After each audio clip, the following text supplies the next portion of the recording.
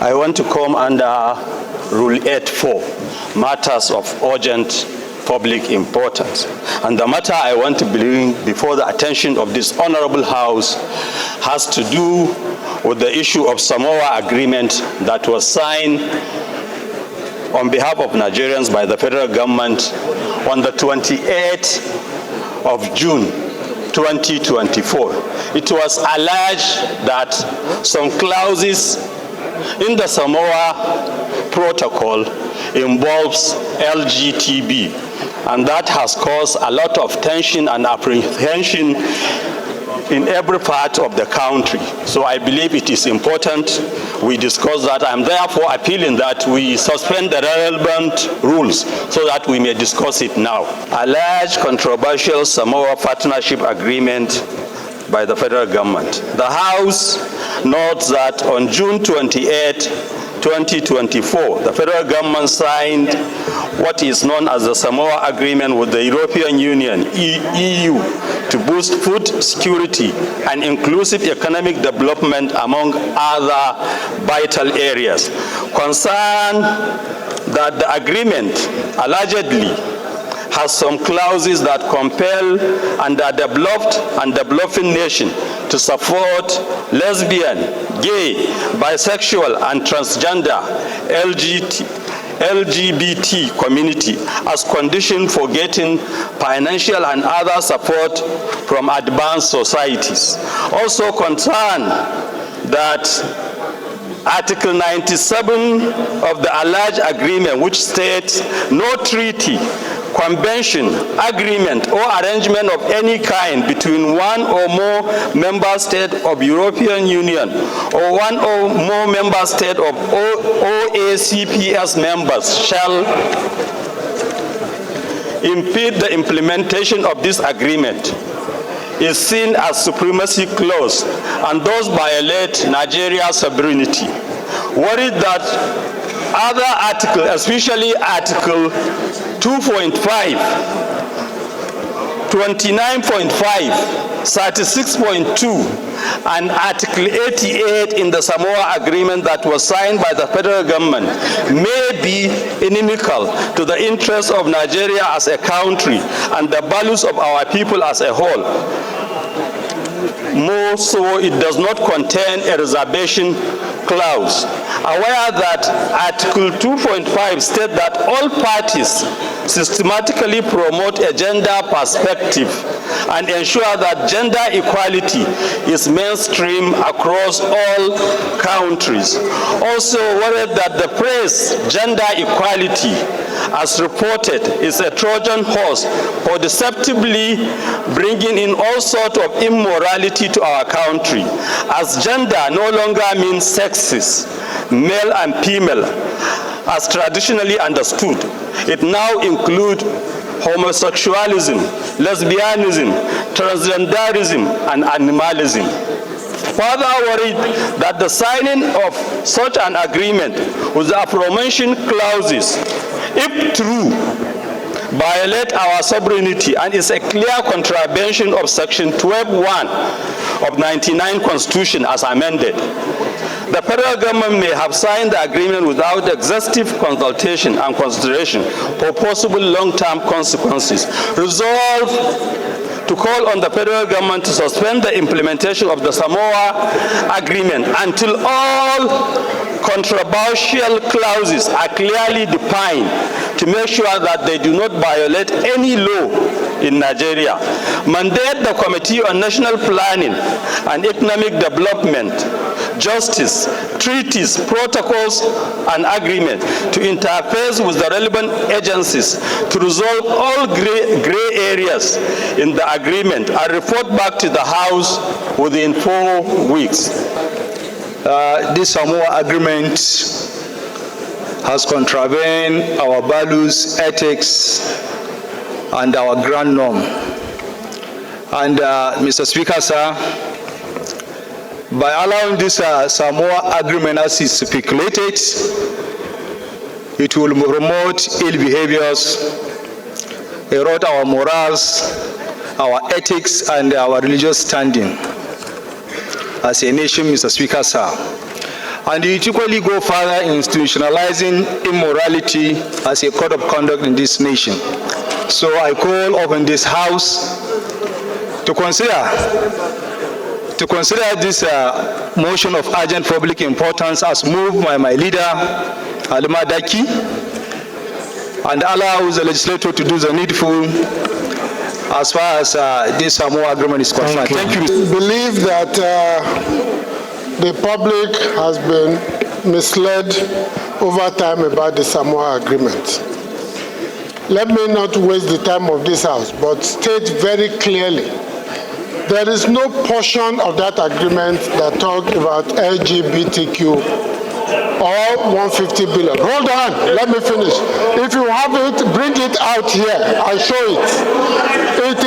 In fact, 3 ministers have come out, including information, budget, and planning, in public to say there was nothing like that in the agreement.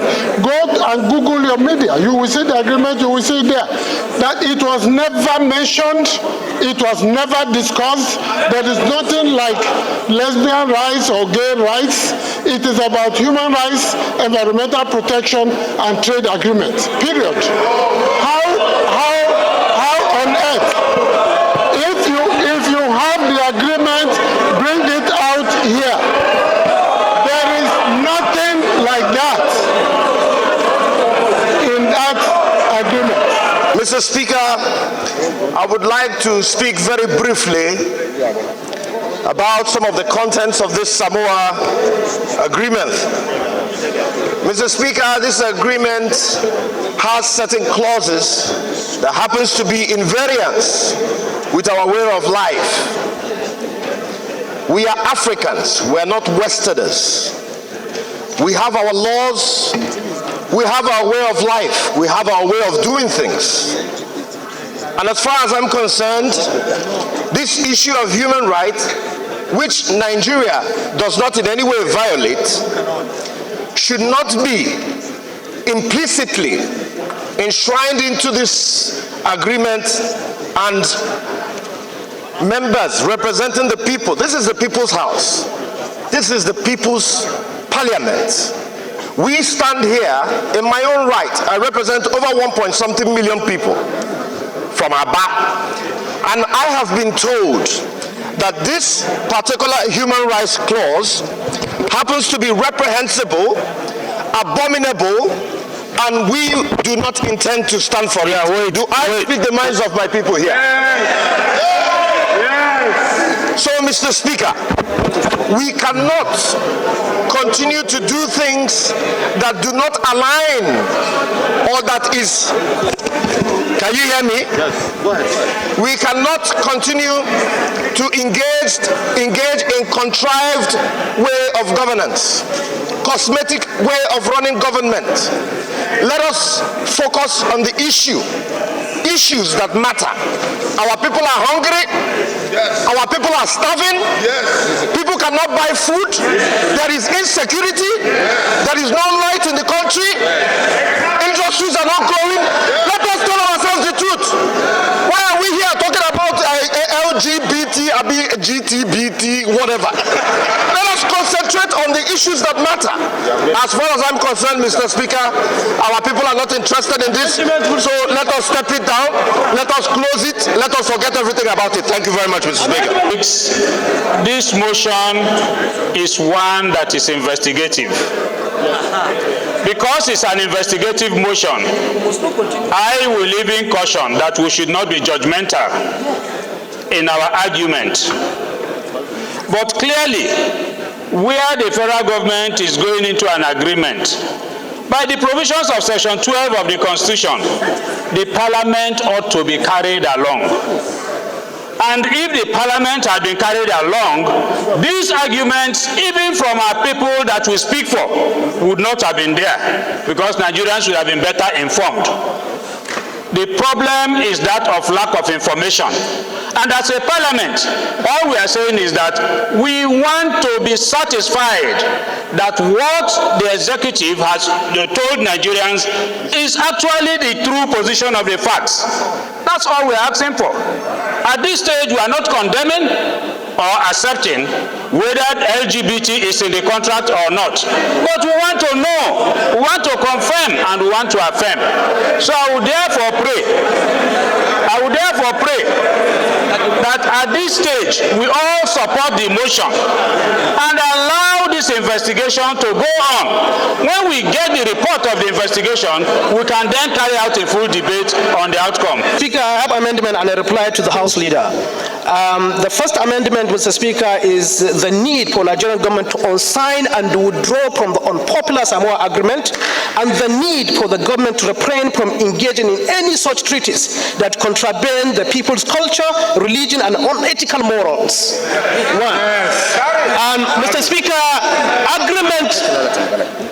this is the amendment. Mr. Speaker, agreement upon agreement has been signed by Nigeria in order to improve the Nigerian economy.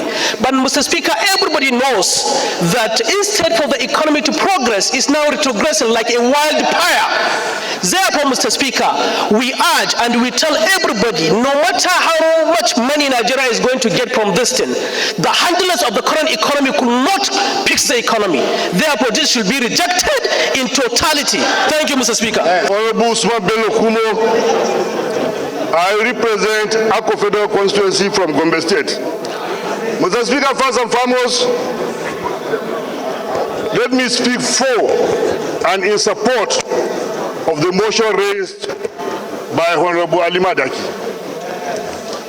In a world where its covenants proclaim black inferiority, in a world where, despite evidence to the contrary, but insist that black Africa is synonymous to poverty, misery, and other social evils, it is from this world that every right-thinking Nigerian should raise to vehemently resist, object, and reject anything that will bring about interfering and working against our religion and our moral values. So, I would be very glad and happy that what the executives are claiming and they are saying, I pray God Almighty to make it true. If it is, we are home and dry. If it is not, we are calling on everybody involved that this agreement should not only be withdrawn, but an apology should be given to the entire Nigerians.